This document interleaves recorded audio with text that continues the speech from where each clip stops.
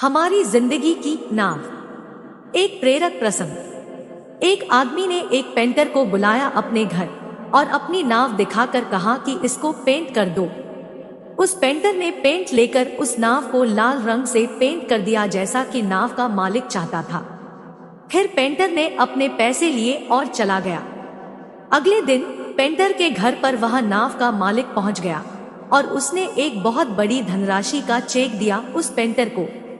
Painter अचंभित हो गया और पूछा, ये किस बात के इतने पैसे हैं? मेरे पैसे तो आपने कल ही दे दिए। मालिक ने कहा, ये पेंट का पैसा नहीं है, बल्कि ये उस नाव में जो छेद था उसको रिपेयर करने का पैसा है। पेंटर ने कहा, अरे साहब, वो तो एक छोटा सा छेद था, सो मैंने बंद कर दिया था। उस छोटे से छेद के लिए इतना पैसा मुझे ठीक नहीं लग रहा है। मालिक ने कहा, दोस्त, तुम्हें पूरी बात पता नहीं। अच्छा, मैं विस्तार से समझाता हूँ। जब मैंने तुम्हें पेंट के लिए कहा तो जल्दबाजी में तुम्हें ये बताना भूल गया कि नाव में एक छेद है, उसको रिपेयर कर देना। और जब पेंट सूख गया तो मेरे दोनों बच्चे उस नाव को समुद्र में लेकर नौकायन के लिए निकल गए। मैं उस वक्त घर पर नहीं था, लेकिन जब लौट कर आया और अपनी पत्नी से ये सुना कि बच्चे नाव को लेकर नौकायन पर निकल गए हैं, तो मैं बदहवास हो गया, क्योंकि मुझे याद आया कि नाव में तो छेद है। मैं गिरता पड़ता भागा उस तरफ जिधर मेरे प्यारे बच्चे गए थे, लेकिन थोड़ी दूर पर मुझे मेरे बच्चे दिख गए जो सकुशल वापस आ रहे थे। अब मेरी खुशी और प्रसन्नता का आलम तुम समझ सकते हो।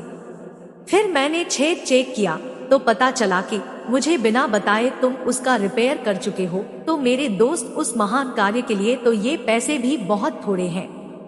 मेरी औकात नहीं कि उस कार्य के बदले तुम्हें ठीक ठाक पैसे दे पाऊं।